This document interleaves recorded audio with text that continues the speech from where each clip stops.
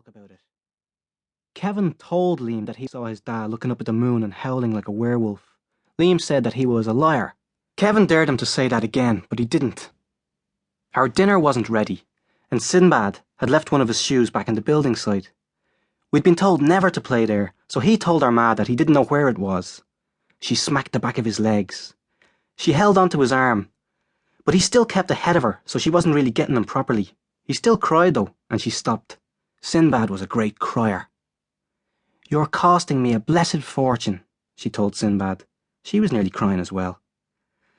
She said we'd have to go out and find the shoe after dinner, the both of us, because I was supposed to have been looking after him. We'd have to go out in the dark, through the gap, over the fields, into the muck and the trenches and the watchmen. She told us to wash our hands. I closed the bathroom door and I got Sinbad back for it. I gave him a dead leg. I had to keep an eye on Deirdre in the pram while our ma put clean socks on Sinbad.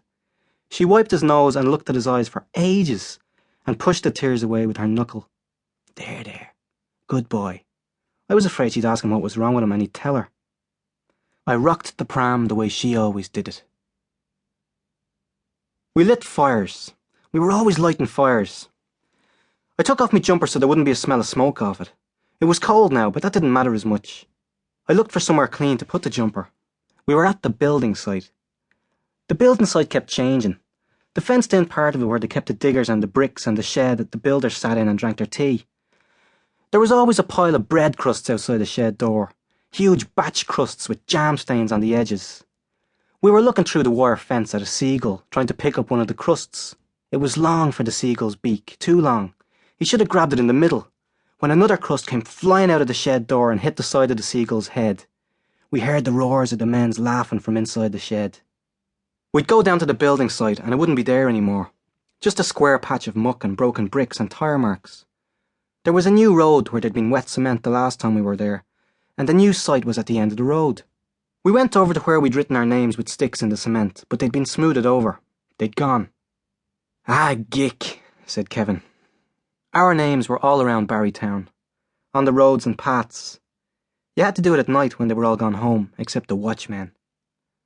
Then when they saw the names in the morning, it was too late. The cement was hard. Only our Christian names, just in case the builders ever went from door to door up Barrytown Road, looking for the boys who'd been writing their names in the wet cement. There wasn't only one building site, there were loads of them, all different types of houses. We wrote Liam's name and address with a black marker on a new plastered wall inside one of the houses. Nothing happened. My ma once smelt smoke off me. She saw me hands first. She grabbed one of them. "Look at your hands," she said. "Your fingernails. My God, Patrick, you must be in mourning for the cat." Then she smelt me. "What have you been up to?" "Putting out a fire." She killed me. The worst part was waiting to see if she'd tell me Dad when he came home. Kevin had the matches, a box of Swan ones. I loved those boxes. We'd made a small wigwam out of planks and sticks, and we'd brought 2 cardboard boxes with us from behind the shops. The boxes were ripped up and under the wood. Wood by itself took too long to get going. It was still daytime. Kevin lit a match. Me and Liam looked around to see if there was anyone coming. There was no one else with us. Aidan was staying in his auntie's house. Sinbad was in hospital because he had to get his tonsils out. Kevin put the match under the cardboard, waited for it to grab the flame and let go of the match. We watched the fire eat the cardboard. Then we ran for cover. I couldn't really use matches properly. The match broke, or it wouldn't light, or I'd pull it along the wrong side of the box, or it would light and I'd get rid of it too quickly. We waited behind one of the houses. When the watchman came, we'd run. We were near the hedge, the escape route. Kevin said they couldn't do anything to you if they didn't catch you on the building site. If they grabbed us or hit us out on the road, we could bring them to court. We couldn't see the fire properly. We waited. It wasn't a house yet, just some of the walls. It was a line of 6 houses joined together. The corporation were building the houses here. We waited for a while. "Oh, I'd forgotten me jumper." "Uh-oh." "What?" "Oh, Janie." "What?" "Emergency! Emergency!" We crawled around the side of the house. Not all the way because it was taking too long. There was a barrel over near where I'd put me jumper. I ran for cover. I crouched behind the barrel and breathed in and out real hard, getting ready to go. I looked back. Kevin stood up properly, looked around and got back down again. "Okay," he hissed.